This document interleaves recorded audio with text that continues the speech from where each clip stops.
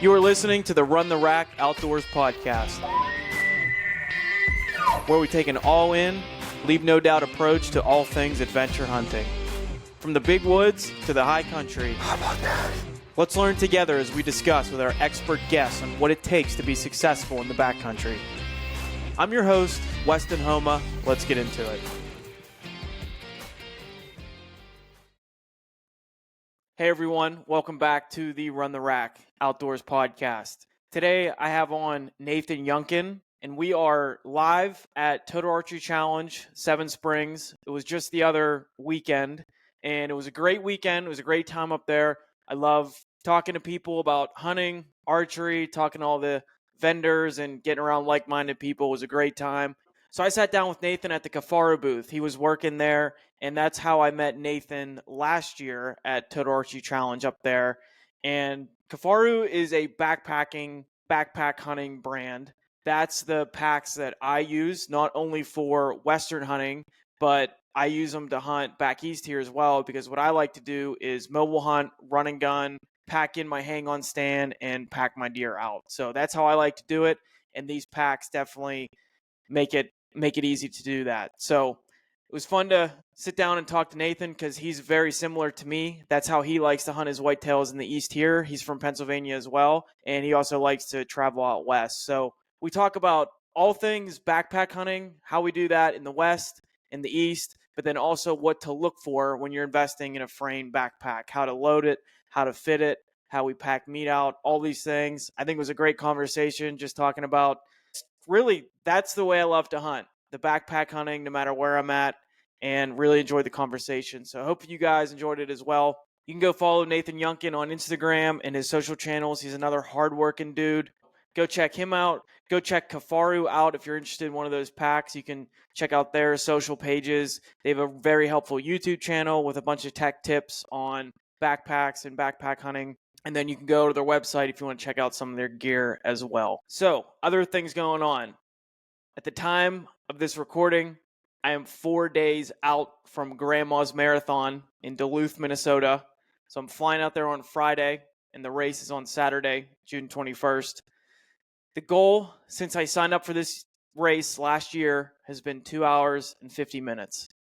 That's about a 6 minute, 28 second, minute per mile pace for 26.2 miles. So the fastest marathon I've ever done was 2 hours, 56 minutes, and that was at Pittsburgh last year. So I'm hoping to cut at least 6 minutes off my PR time. Something about these road marathons, I do love them. They're great. I love the atmosphere. I love the people. I love the challenge of them, but they are incredibly hard. I've run ultra marathons that are obviously longer than 26 miles. And sometimes people ask me, oh, well, that's 26 miles. That's a shorter race than you've ran before. And that's true. But these road marathons that are just flat on a road and you're absolutely sprinting basically the whole time and you're just redlining it, they are incredibly challenging. So I know this 6 minute, 28 second, minute per mile pace for 26.2 miles is going to hurt. And it's going to hurt really bad. But I'm going to use a lot of the mental nuggets that I've learned over the years that's got me through big races, big adventure hunts, just other long, challenging times in my life, and just exercise that patience and that trying to be comfortable with being uncomfortable. So that's coming up here soon. I am fearful of it.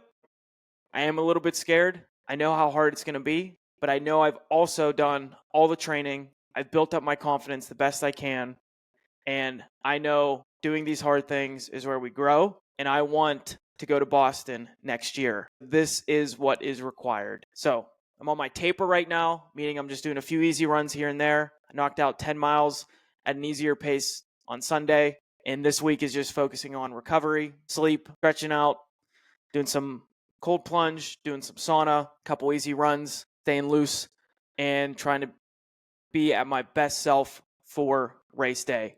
So keep an update on that. I'll be sharing a lot of content on that as well. I'll be sharing some of the race on my YouTube, what I can, and from the weekend, things I've learned, how it went, and I'll be sure to share some recap of that race. And then once I wrap this up, then it's right into 100-mile ultramarathon training. So August 9th, Eastern States 100, that's coming up. I know I have that in the back of my mind, but right now, especially this week, I'm keeping this race front of mind. But basically all of July, I'm going to be running the trails, and I'm looking forward to that. But I got to keep the main thing right now. So that's this race on Saturday.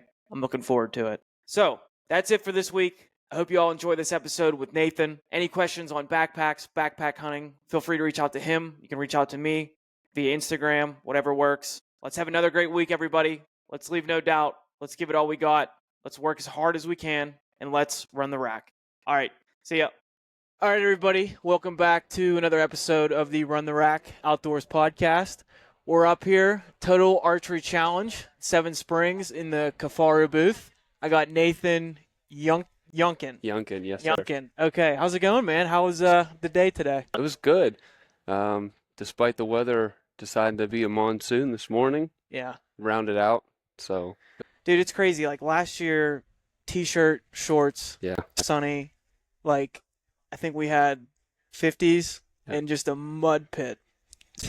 Yeah, I think with the wind chill this afternoon, it's like a real feel of like 34 degrees. Yeah, dude, that's crazy. So May 31st, and it feels like it could snow any minute. It's pretty wild. And my brother and sister-in-law, they were trying to shoot this morning, and I don't even think they shot. Yeah. The fog was so bad. I think they had to delay like 2 courses until like 11 o'clock. Okay, yeah, what a weird year. Yeah. But anyway, I'm stoked to sit down with you, dude, because obviously my podcast is a lot of adventure hunting, Western hunting, but also I found myself, since doing that, I love to run these frame packs for even back east here to hunt whitetails, and I know you do. Yeah. You do the same. Yep. So I think we met, last year. I stopped in here, and we just started going back and forth. I think I grabbed a pack, and I was just throwing it down, and we were playing around, and just got to talking, and dude, just it was nice meeting somebody else from back east that likes to run these packs and stuff. And so how did you first kind of get hooked up with Kifaru? So I started using the packs in 2018. I was going to go on an elk hunt in 2019. So I was like, well, I wanted to buy something that I could depend on. I reached out to 2 companies, Kifaru being one of them, and they reached back out the next day. So answered all my questions. Customer service was top notch. I was like, well, if I'm going to spend this kind of money on a pack, that's got to be important. Yeah. So I bought a duplex tactical, and a reckoning bag. Okay. Never looked back. Yeah, I had a similar good experience when I started. I'm a big fan of, and I just talked to him the other night. I was stoked to get him on the podcast, Aaron Snyder. Yeah. He was kind of like one of the guys that kind of led the charge for Kifaru for a while. And, there's a lot of good packs, but that was talking to those people there and listening to all of his tech tips and stuff. And it's like, okay, if I'm going to get one, I'm going to invest in a pack. So, and that's when I started. 2020, I think, was my first elk hunt. And I bought my big Western pack. And we can get into sizes of different types and everything like that. But my first investment was I think it was that ultralight frame that they actually had for a short time. And I've just bikini frame. Yeah, and I've just kept it. It's been fine. It's been great, actually. And then I have the Maudus, which is my bigger bag I take out west, and the Striker XL that I like to use for back east here. Yep. Yeah. So, but beyond that too, did you kind of grow up hunting, chasing whitetails and everything? A little bit more of a background. Yeah, absolutely. All that. So from the time that I could legally hunt in PA, which is 12, just always in the woods as much as possible. Uh-huh. A lot of gun hunting growing up. Uh-huh. But I don't know, around 2016, I really buckled down and really haven't done much gun hunting since. So mostly archery since then.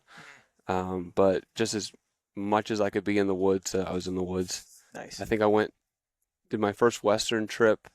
I was 13. Went to Colorado in 2003. We actually were out there for a month. So we did first week of scouting, and then first rifle for elk. And I killed a cow elk with a rifle. You were 13? Yeah. Oh, nice, dude. Yeah, and then we did second rifle for mule deer, and I killed a mule deer out there as Well, well. that's a great way to start. Yeah. Yeah. Yep. Yeah. Okay, awesome. But were you running like packs to pack them out at the time? No, Yeah, or you no. were gutting them? Yeah. Yeah. Yep. Okay. Gutting and drag. Yeah. Just is however many miles back in and packing them out. Nice. We actually used an out. It was a rancher that had property adjacent to the public, Okay. and we paid him to come in and get the elk. Okay. So we did use a pack for that, but for the deer, we just truck them Yeah, out. there you go. The old Pennsylvania way. Yep. Yeah, nice. Yeah. And then since then, was it, did you have the bug to go back like immediately from there? Or were you going back every year, or you didn't go back till? The plan was to go back every year, and Okay. I just never got back out until 2019. Okay. Yeah. But since 2019, I've done at least some kind of trip every year. Nebraska, South Dakota twice, Kentucky 1 year, just to Nice. get out. Yeah. Nice. But since 2018, I bought the Reckoning, and I used that even for the whitetail woods. Like I just hook my stand, everything to it, run and gun. And then 2020, the OG Striker came out, and I bought the Striker, and I've used that bag pretty extensively since then. Was the OG that was smaller? Yeah. Right. Yeah. Okay. Yep, Gotcha. little bit smaller bag size, and a little bit smaller on the load shelf. Uh-huh. So the Striker XL kind of expanded. You can pack more in the bag, but the load shelf is deeper. So if you're running your stand and sticks in the load shelf, it's not sticking up as high above your head. Gotcha. Okay. All right. So yeah, I want to get into there might be people listening here that want to go out west, want to try to backpack hunt, or at least have the capability. Maybe even they're just hunting from town or in the truck, but you got to have the capability of quartering up and packing out. Absolutely. So want to cover all things like framed backpacks, and we got a bunch behind us here. Maybe we can look at and everything, but maybe here's where we'll start, because I see a bunch of different sizes and everything. Yeah. If somebody's I want to go for X days, this is what I want to do, how do you kind of point people in the right direction? So I always ask what their plan is. Are they going to be hunting from the truck or a drop camp, or are they going to be doing a backpack, 1 to 4 days or longer than that? And so if it's going to be from the truck or from a drop camp, I usually recommend the Striker XL or our Hellbender pack. Both of those are going to give you that easy load shelf capability, and you can stretch those into 1 or 2 night packs very easily. We actually sell a camp bag, so you can use that load shelf, load that bag up, pack everything in. You could make it more of an expedition bag if you wanted to, but it's not really designed for that. It's designed for carrying that heavy weight out once you have animal, packing out quarters. So if that's especially for people back east, that's kind of my go-to suggestion, because then you're investing in that bag, but it's going to be super applicable here as well. If you're doing run and gun, tree stand work, you want to be packing out public land in deep, that pack's going to be just as usable here as it will be out west. If someone's looking for that 4 to 5 day bag, the Bedlam is going to be hands down one of your best options. And what size as far as cubic inches is that? So it's 4,900 cubic inches, and it has the roll top snow collar. So you can really add that volume, put a lid on there, and you can really extend your stays comfortably. But the great thing with all of our bags is that even though the bigger ones, and you can attest to this with the Ma Deuce, which is a monster of a pack. It's huge, especially on me. When I have it loaded down, I look like a Ninja Turtle. Yeah. You can, when you have the bag empty, everything compresses really well. Right. So you can run it in day mode just as easily, and it's not an overwhelming mess to deal with. You're still able to, be pretty stealthy through the woods with it. The Bedlam's just a really great, in-between bag. So for I have a Colorado tag this year, that's what I'm going to be running. Okay. So even if I'm only doing 2 or 3 days out at a time, it's just as easy to have that Bedlam. It's going to handle the load. I can keep a couple extra layers in there. Whatever weather I need to handle, I can have it with me. And then when it comes to hauling out, whatever quarters, or put those right in the bag. Yeah. Which we talked about a little bit earlier today. The Bedlam has the load shelf, so it's super easy with the new Arc frame. We'll set it up so that you have your tabs on the frame under the bag, so the load lifter is quick disconnect now. Okay. So with your setup, you have to like kind of feed it through and pull it out. Now it just clips in. So you just pull the bag off the frame. It's already set up underneath, and you just clip your load lifters right in, and you're ready to go. That's actually really nice because it be honest, it does take me a minute to slip those in. Yeah. So I'm glad that they kind of looked at that. And whenever you're doing any of this stuff, it's never ideal conditions. No. So any cold and you're tired and exactly, it's dark. You're hungry. Yeah. So the less amount of fiddle factor that you can get, the better. So with the new load shelf, it's super easy to do.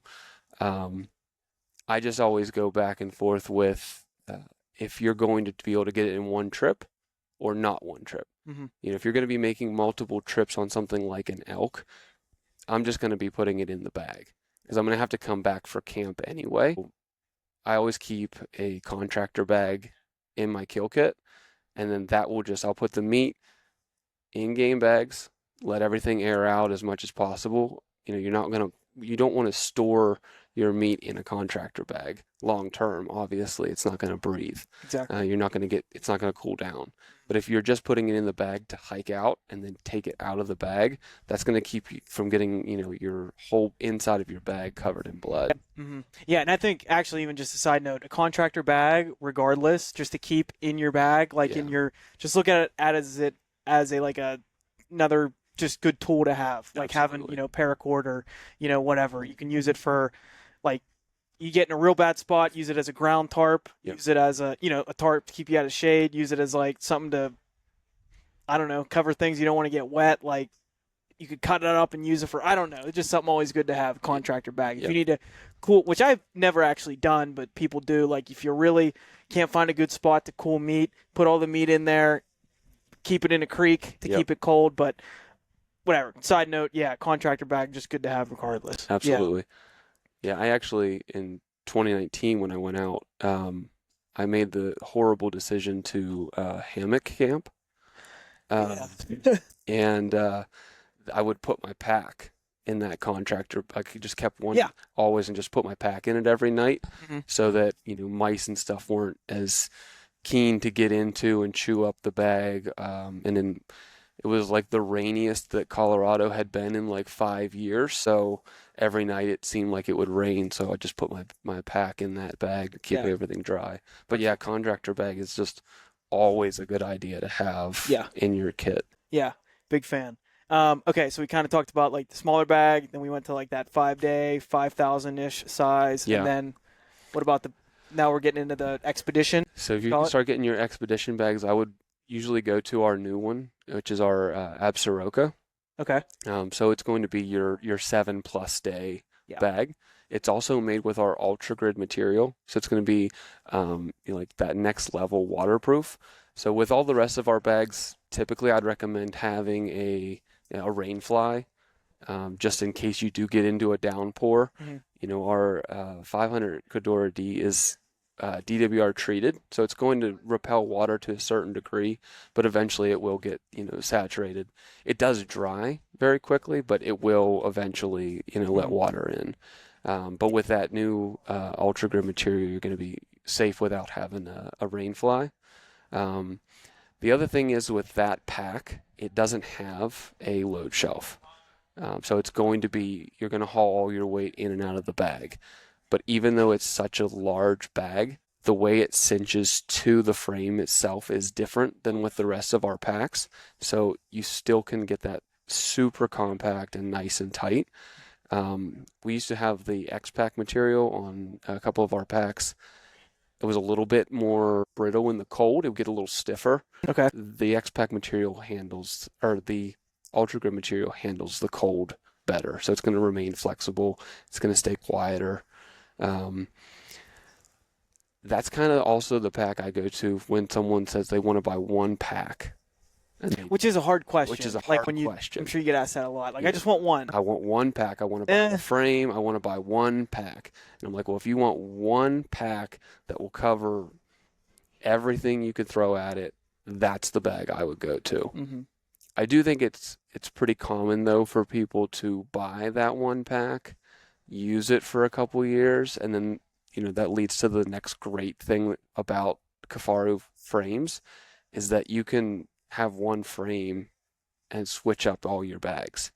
So it's like, there's a lot of people I think that are like, you know what, now that I have this initial investment, it's like, I do a lot of day hunting. So that Striker XL is actually going to be a great option just to add, to the toolkit. Yeah, definitely. And that's what I've had. I've always had the same frame, and I've been able to change out bags, and that's what's definitely nice there.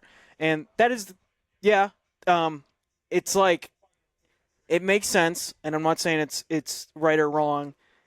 When in doubt, if you think you're starting out hunting, you're going on a 5-day elk hunt, but maybe like in the coming years you might push that to 7 days, 8 days, and whatever, get that bigger size bag because you can always cinch it down. And then what I've found too is like, dude, the real difference between even 3 days to 7 days, it's just more food. It's food. Everything else is the same, but those food bags take up a lot of volume and weight. Yeah. Usually I feel like a couple pounds like of food per day, so you're just filling all that up at that point. So it's like, definitely you'd want more volume versus less to make sure you're covered, but also don't fall into the trap of like, well, I have the room, I'm just going to throw this shit in here, in here, and then you're just carrying a bunch of stuff you don't need. So, but that all comes with experience. That's right. Yeah. That's what I tell, people too, is like your conditions can change depending on where you're at. Mm-hmm. So if you're doing Colorado one year and you got water everywhere, great. But if you're going somewhere, now you're going to do a high country hunt. Well, now you're going to have to pack water. Yeah. So like you said, your food is going to expand. But if you need that extra space for water, all of a sudden too, if you change environments, you have it. Yeah. So, it's everything's a trade-off. Yeah, everything. And there's a lot of things, like not every hunt I found is the same either. Like you said, about the packing in water. So I always have that, whether I fill it up on the way in or not, a 6-liter MSR dromedary bag. Mm-hmm. Hunts where I need to fill that thing in or, whatever, and I know there's no water like on top of the ridge, or just for an example, that takes a lot of volume in there. Yeah. So that's less space you're having. But again, these are all things you learn, and don't be intimidated going out your first time. You'll figure it out and get everything you need, but then like everyone else, your first time, you're going to realize, okay, there's a bunch of shit I don't need, and then I wish I would have brought that, and so on. So you make it work. Right. I think that sometimes, especially coming from back east going west, is that you can get in your head that if you don't have everything exactly right, it's life or death. Right. And it's not. It's like this sucks for right now, but you learn a lesson, and next time you think about things a little differently. But while you're in the situation, you just adapt, you handle it, and you have a good story later. The best stories usually come from the suckiest experiences. Right. So you just got to kind of get out of your comfort zone and realize that there's always going to be unknowns. Mm-hmm. There's always going to be something that comes up that you didn't think about, but you just deal with it while you're in it, It's part of the game. It's part of the game. I'm constantly, even on this, like I've hunted the West for like years now. Now I've been able to get like a couple tags per year. I just got back from Idaho on a bear hunt. It was a 5-day bear hunt. We did a couple days where we'd spike out, other couple days from the truck, even just that quick trip, and not even like, packing in 10 miles, doing it like that. Not even all that. I still had a bunch of notes of things that like I want to change and do different like next time and stuff. So that's just like, it's all kind of like part of it. Yeah. So I think that's a good start, like covering kind of sizes of bags and everything. And what's cool too. And if like, I feel like I've had a hunt or two where I didn't quite get everything in the bag I wanted to do, all your accessories. Like you can immediately pick up several hundred cubic inches that gets you an extra day, or those extra pieces of gear, and those lids. Like I have a lid, I run the pouches.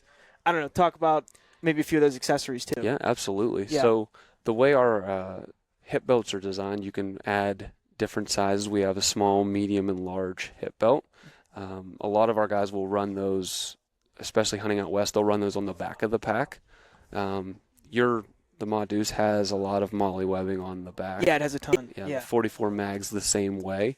The Bedlam has a little bit less. It has 2 spots for those hip belts, but I'll run mine with one of our lids. And like you said, you gain a ton of extra space with that. And we have the ultra grid material, so if you want something that's going to be very waterproof but still on the outside of your bag so that you have quick access, we have that lid. We have our OG just regular lid, and then we have an organizer lid. So for someone that wants to have that, just like everything has its individual place, we have a lid to fit that as well. One of my favorite accessories is our Sherman pocket. We have that, and it's what's called a grab it, which is basically just a sling to hold things to the pack or to layer weight in, and it hooks directly to the frame, so it's not pulling on your pack. It's going to be right there on the frame where you want it. So for me, when I have my Eastern setup, I run that Sherman pocket on the back of my Striker XL. So I'll do my tree stand. I bounce back and forth between a climber and a hang-on with sticks. Mm-hmm. I'll run that on the back of the bag, suck everything nice and tight, and then if I, on the years I actually do shoot something, I can debone everything in the field and come out one trip with a whole deer in the load shelf, stand and sticks, and not making multiple trips. Mm-hmm. Yeah, and I like talking about kind of the setup for hunting, for the Eastern hunting. So I got the frame pack. I'm just thinking about myself years ago. I got the frame pack. I'm doing this for out west, and I'm like, oh, I see some of these guys like going in on public, like with a frame pack, and they're able to pack in. And dude, honestly, for me, the whole thought and idea of like going and hunting by myself, being able to kill a deer, not having to like call anybody for help, like quartering one up and packing it out myself, was just so exciting for me. And now with this, like with a frame backpack hunting, that's kind of why I'm so passionate about it. I felt like there was no limits anymore. Yeah. You're able to pack in your stand, your sticks, you're packing your animal out. Don't need to call anybody for help. Even like I'm hunting like some terrain down like where I hunt in Pennsylvania, just steep hill country. Mm-hmm. I'm still not really worried if this deer like bombs over into this huge bottom. Yeah. I'm not saying the pack out's going to be easy. No, it's going to suck. You take your time. Yeah. Well, that's, it's fun suck. That's right. Yeah.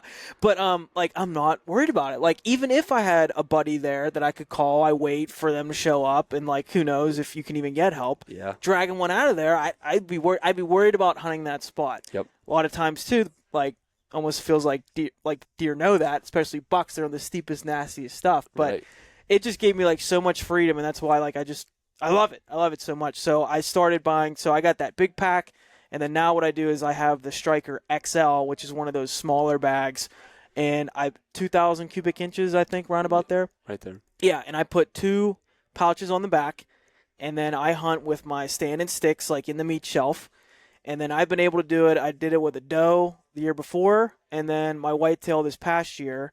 I've done a few animals with it, but to do everything the same load, I did it with those animals. I had the stand and the deer quartered up, everything just in one trip. Yeah. And it's just like when you could do all that from like how I grew up, where you had to call the whole family. Yep. And if you weren't hunting like back on the back 40, like how the hell, like, dude, it used to drive me nuts. Like, like my uncle or something be like, well, what are you going to do if you get one? Yeah. Well, it's like now with a frame pack, dude, I just feel like, you're good to go. So anyway, that's my rant there. But so the whitetail, the Eastern hunting with these packs, that's my setup. Found great success with it. I love it.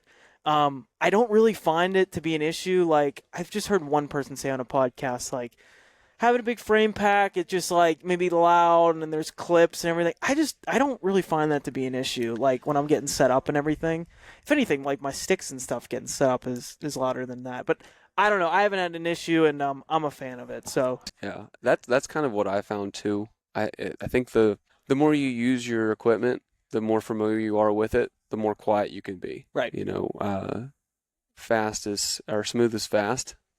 Yeah. You know? Yeah. So if you take your time and you're quiet, anything can be loud, and you can make a lot of things quiet if you just take your time and do it the right way. I haven't had, that I know of, any deer that I've spooked because I'm using a frame pack. Yeah. I have had some people like message me and they're like, I can't believe you hang that up in the tree. And I'm like, well, if you look at trees, a lot of times there's knots. There's when you have a branch that splits off or that breaks, the trees are different shapes. That pack is just extra cover in the tree from anything coming from my blind side. Yeah. Like, I haven't noticed any deer picking me off because my pack was, it's like well, probably because I was moving around all the time. If anything, they're going to see it's probably going to be you. Exactly. Yeah. But anyway, is that so? Then your setup. What you said you liked the. Yeah. So I used the original Striker on the duplex tactical frame. Right. From 2020 to 2024 season. Hauled out, I think, 5 deer on that setup, and then last year I switched over to the Arc frame and the Striker XL. Nice. So I run a Striker XL with a medium hip belt on my right hip and a large hip belt on my left hip, and then I run the Sherman pocket on the back. Okay, nice. I think I got, what do I have on my hip? I have a small pouch on my right, and when I'm out west, I like to put my stair pen in there. Yeah. Like, so it's just quick to get water. And then back east, I'm usually just putting like my hinge in there, or which I would do out there too. Well, actually, I like to put that in my bino harness. I don't know, truck keys, like whatever. And then on my left side, I got I'm a Nalgene guy. Yeah. I like having the Nalgene right there, and I'll put that on my left side. So yeah, I always keep for back east. I have on my left hip, my pouch has a my gear hanger for in the tree. I have one of those. I think it's a hang-free daisy chain. One of those daisy chain loops that just wraps around the tree and hangs on itself. Okay. And then I can hang all my pack from that. And then on my right side, I keep my bow hanger and a saw because I'm doing 90% private land hanging hunts. So if I'm climbing up a tree and there's something in the way, I'll trim as I go. And then on my Sherman pocket, I usually keep a pair of waterproof gloves, merino beanie, and like my pack cover. Nice. Just because everything's in there is soft and moldable, so that when I suck it down to the pack, there's nothing. I don't have to worry about anything binding up or creating too much tension in there. And I like, little things like that in the pouches I put on the back. Just things you can grab like quickly too, Right. because it's going to be like in a tree. That's kind of like what's facing me. Exactly. I might put like maybe my call, like if I have a like a doe bleat can or like a call, like I'll just stick it right there. Just I don't know. Those are just little quick things I'd maybe put there, like some snacks or something. Yeah, and then out west, kind of the same thing. I think I put gloves in there, and then like toilet paper, stuff like that. Stuff I just want to, like when I take my pack off, I want to get too quick. But yeah, okay. So we got the accessories there and everything. Something else I kind of wanted to walk through was like, maybe this is more for like specific to the backpack, the Western hunting, when you got a lot more stuff, is just kind of the best ways to load a pack. And I know there's, tons of YouTube videos on this you can see and everything, but just to go over that, like what's the best way to load a pack, where to keep the weight, and run through that. So you definitely always want to have your weight as high as possible on the pack. You want that.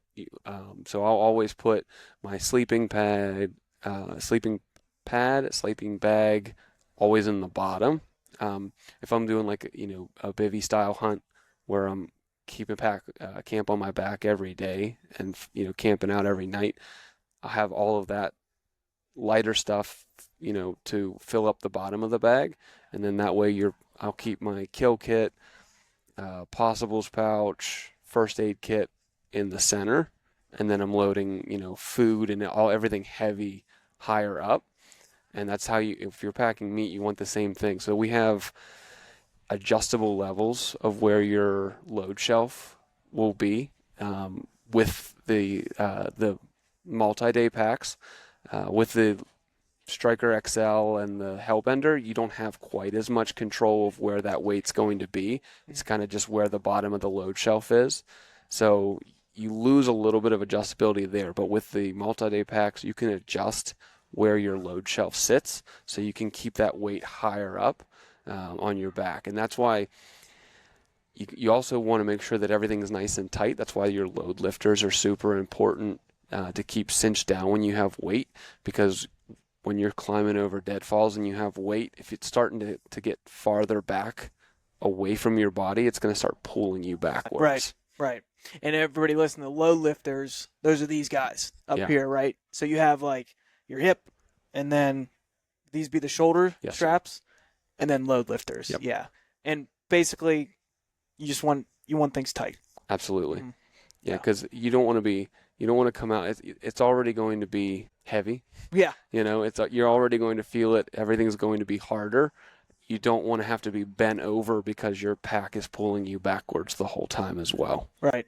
And do you find yourself, like, maybe if you're going uphill or like downhill or anything, sometimes I just feel like, not that things like feel wrong, but I'm just making little tweaks. Oh yeah. Depending on. Yeah. You do that too? Yeah, absolutely. Okay. And you'll find too, as you go, maybe you want to loosen your hip belt for a little while, walk a couple 100 yards and then cinch it back up. Yep. Bounce your load lifters to a different tension, let things change. And then, when you have anywhere north of 50, 60 pounds on your pack, you're going to have to make tweaks and fine tune it as you go, because your body's just not used to having that constant weight pulling it down. Mm-hmm. So as you go, you just kind of learn, okay, I'm going to adjust this now and then readjust it. Especially like you said, going uphill or downhill, it changes how it's pulling and pushing on your body. Are you using trekking poles, or do you have weight shifting this way, or are you climbing over deadfall? Because when you start getting sideways, you want everything as tight as possible, because you don't want that load to shift at all as you're climbing over something. So you're really going to want to suck it down for that. But if you're going downhill and it's fairly open, you can loosen everything up, let your body kind of relax. Yeah, and then even just usually that first mile, I've noticed like I'm just kind of like tinkering with things till like, and then things just feel good. Yeah. And that's, I don't know, sometimes I do. It takes like a little bit, and then usually I'm rolling. I'm like, okay, I got things where I want it, because you want most of the weight typically hips, right? As much as possible. Okay. Yeah, because your shoulders will get burned out so fast. If that weight's pulling down on your, the tops of your shoulders, that's no fun. No. at all. So you want that weight on your hips. That's why we the new frame, you're not going to get hot spots in the middle of your back. That lumbar pad's going to provide that support. And then so your load lifters that's their other function, is to keep the weight off your shoulders and keep it carried on your hips. Yeah, nice. Okay. And then one other thing too with these bags, because I remember kind of first diving into this, I didn't really see how it worked until start watching videos and like you start doing it, is like actually packing meat out. Yeah. So walk us through that process, and then like earlier how we were talking like in the bag versus out of the bag. Right. Like how does that look? Yeah. So, like you said, meat's it's a different animal altogether. You can put dumbbells, you can put sand in your pack, and that gives you that representation of what the weight will feel like, which is key. Like I'd recommend that everyone train with some weight to get an understanding of that. But then it differs between whether something you're doing quarters with the bone in, or you're doing everything boned out. Bone in has that structure. So it's going to feel more like that sandbag or your dumbbells, because it's going to be rigid and stay in place. I like to debone, but the downside of that is that it's going to be more flexible. So and we do a really good job of having plenty of straps to tension everything and hold it in place. But you are going to have a little bit more give when you're talking about having boned out meat. So when you're looking at something like the Hellbender or the Striker XL with that load shelf, that's something to consider as well. But we were talking about earlier with a lot of guys run it when they're doing, especially with the expedition style bags or the multi-day bags, instead of taking everything, the bag off the frame and running it in the load shelf, just loading it in the bag itself. And then that kind of lets you have that control too over what you still have in the bag. So you can vary where you want that meat to sit on your back by what you keep in the pack itself. So instead of completely dumping everything out so that it's at the bottom of the bag, keep those light items in the bottom so that you keep that heavy weight higher up your back. Yeah. Gotcha. And then you can just throw it all.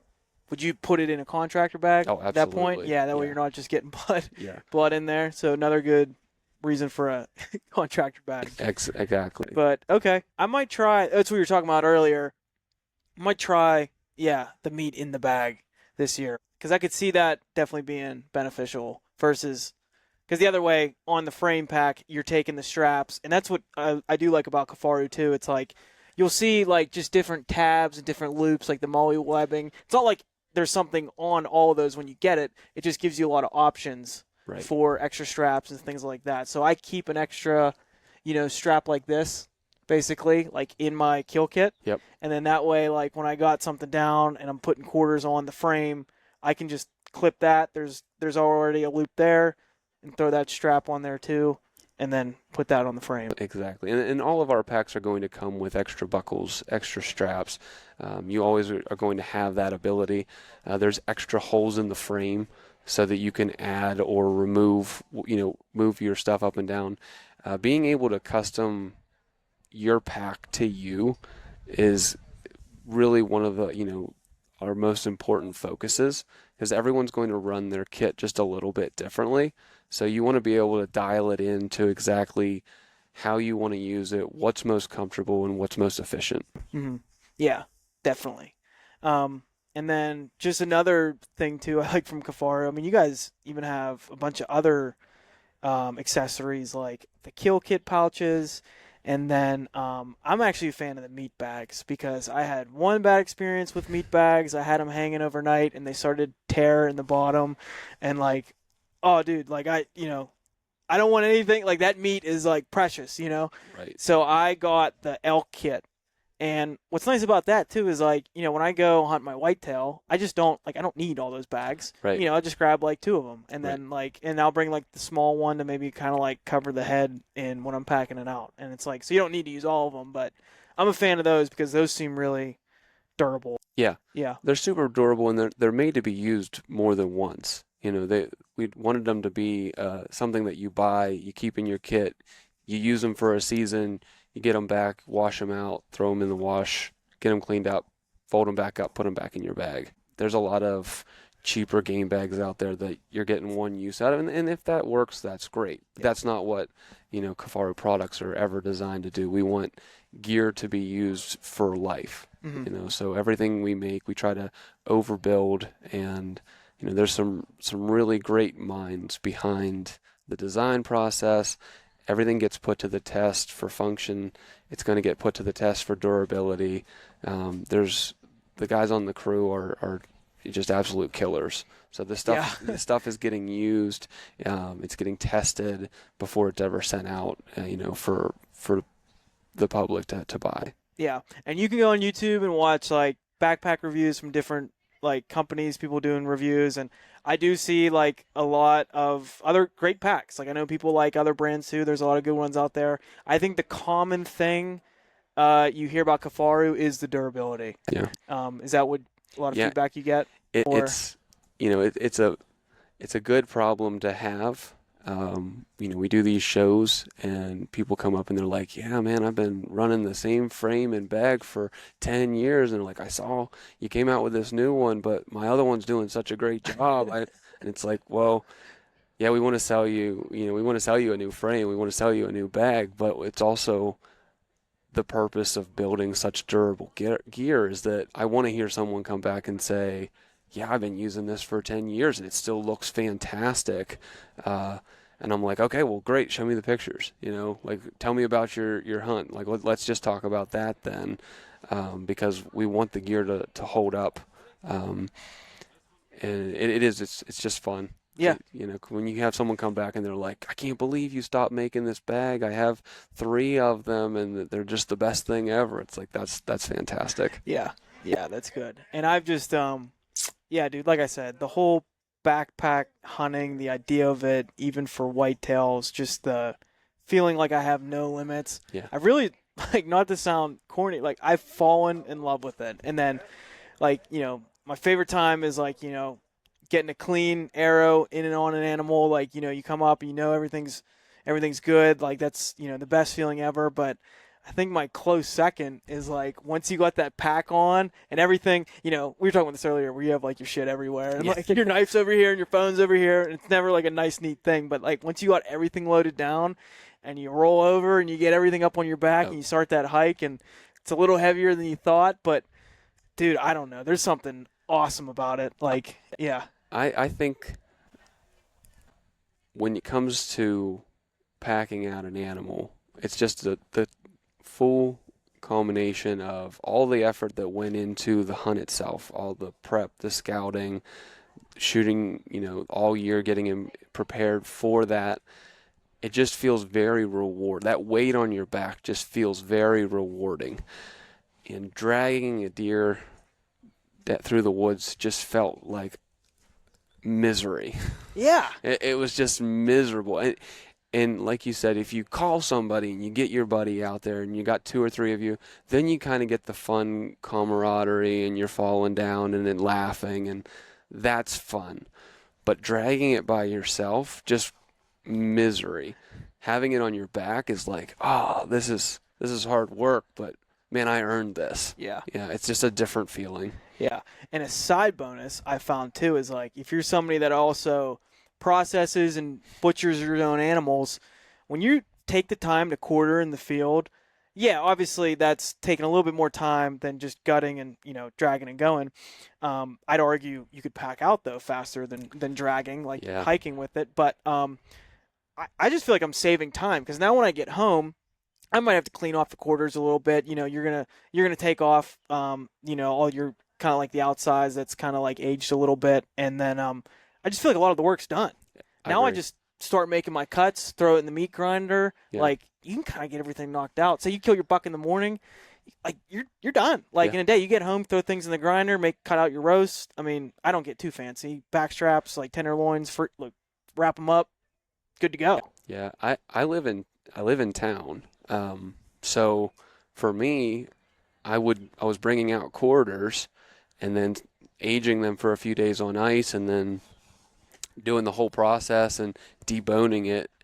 And it's like, now and then I'm worried. I'm like, okay, well, I got to throw these bones in the trash and it's going to be super heavy for the garbage guy. And it's like, well, I don't know, we live in the country for the most part. So it's like, yeah, they probably understand. But now everything's done. I leave everything but the meat in the woods, bring out everything, get it on ice, age it for a couple days. When you debone, like you said. Yeah. And then you're just bringing home what you need. Exactly. Yeah. I do tend to leave, as much silver skin and fat on as possible, just because inevitably you do get a little bit of, debris. So it's just nice to have that, clean that off, final touches after it's aged. But that's it. Everything else is left, I leave in the woods. Yeah. So once I get home, once I start the process, like you said, all I'm doing, okay, I cut my steaks the size I want my steaks.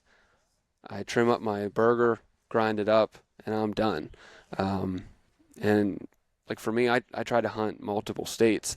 So if it's, first week in November and I shoot a buck in PA, I got that on ice, and then it's good on ice until, 4 or 5 days later. So I can hunt those days, come home in the evening, and all I'm doing is vacuum sealing, getting it put in the freezer, and then I can bounce to another state and hunt again. Yeah, I love it. And what else I found too was, like, I want to say, what animal was it? I think it was maybe the mule deer I killed in Colorado 2 years ago. But when I brought everything home, maybe like if I get a few animals on the ground in the fall, maybe I'll take one to like processor just to get like some just nicer stuff. nicer cuts. Dude, they charged me when I just brought quarters. Because I asked them, I was like, I'm not bringing the whole thing. I'm just bringing quarters. Is that cool? And they're like, yeah, I don't care. They only charged me half price. So it was like, man, so you could save money if you do it that way. And then, like we said, we could save time if you're doing it yourself. Right. So, I don't know. Huge fan. I was like, well, I take the time to do it one way or the other because I pretty much do all my own processing for stuff around here.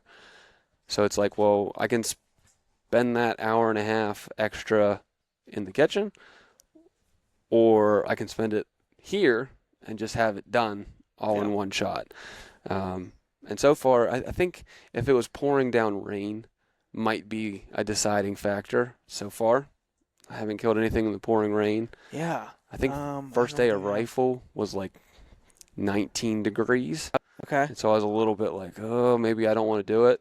But by the time I got started and because I killed a doe first day of rifle, by the time I was like in the middle of it, my hands were warm and I was like, hey, this isn't too bad. It's fine. Yeah. And just the whole process of quartering and like everything like that.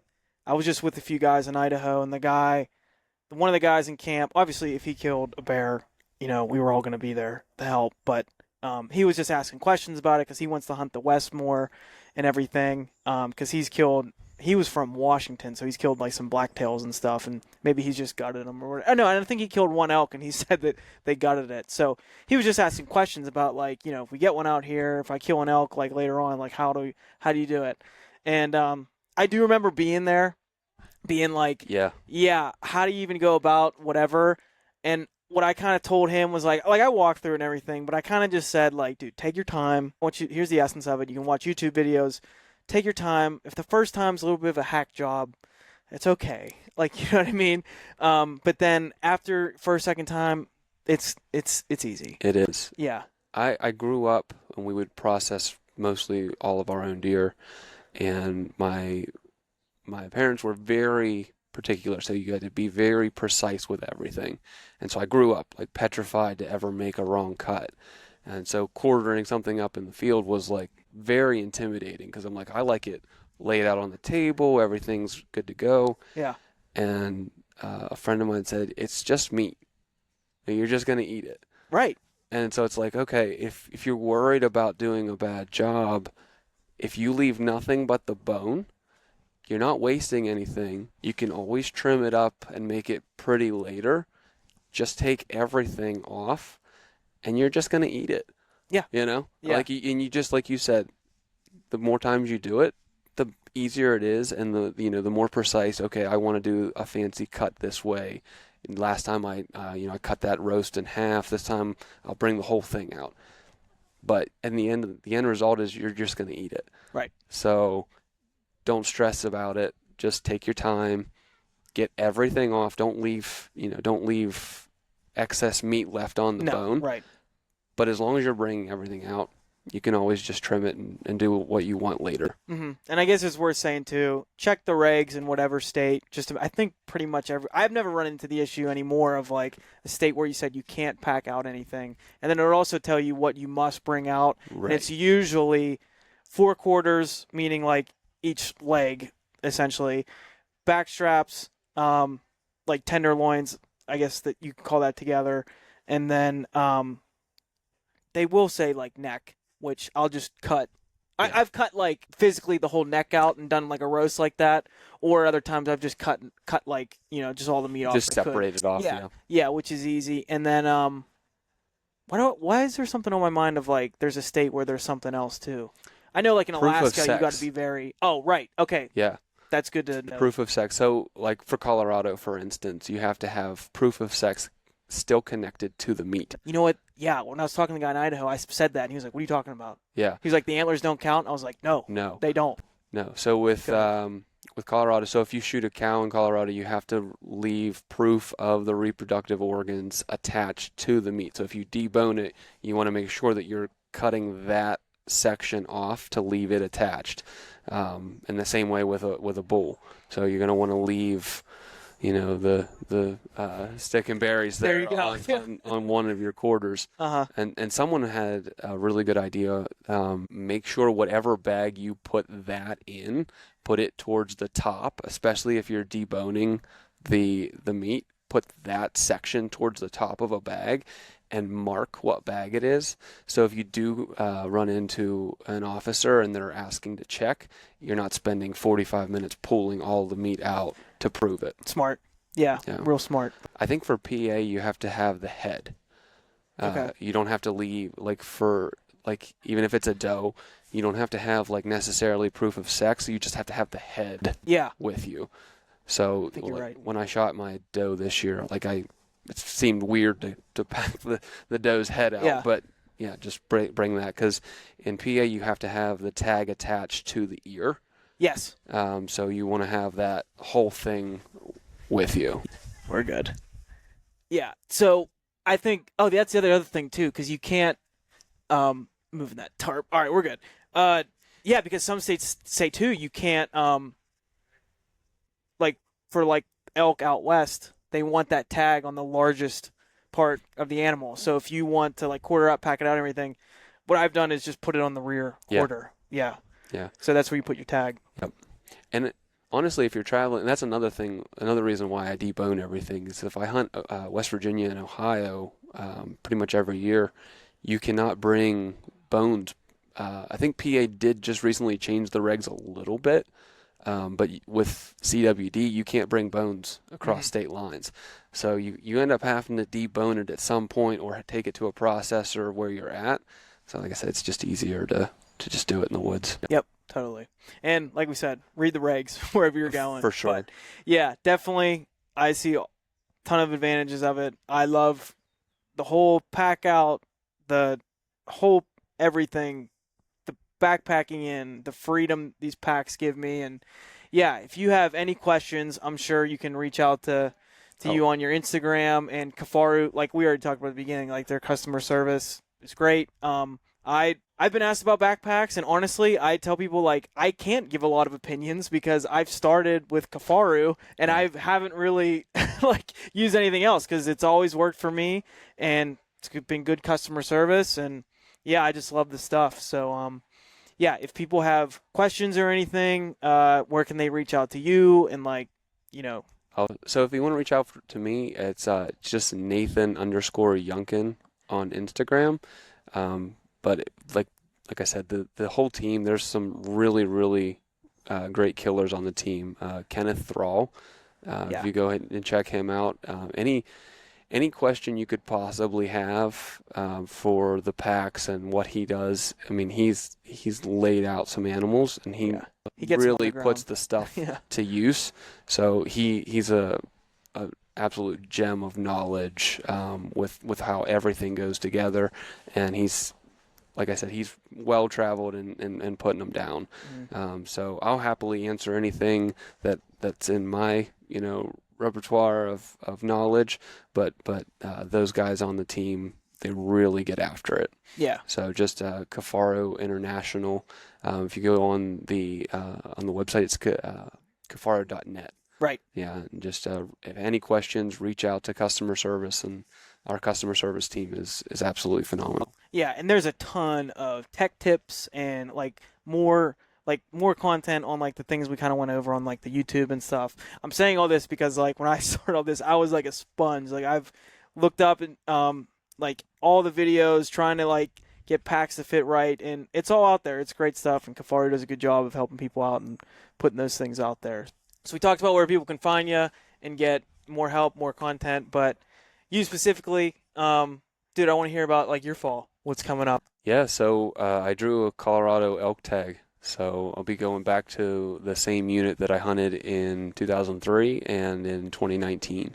Hopefully it'll be a good time regardless. Yeah. But hopefully we can finally get a bull down with a bow. Yeah. Honestly, it's an either sex tag. Day 2 or 3, it might be a cow. That's fine, dude. Yeah. I rode my cow last year, and dude, it might as well have been a 6x6. I was stoked. No, 100%. And then I'll be PA October, and It will depend on if I get an elk. If I get an elk, I'll probably be super picky, and I don't know how many other states I'll bounce around. But if not, it'll be Pennsylvania, West Virginia, and Ohio. Nice. Yeah. Awesome, dude. Well, yeah.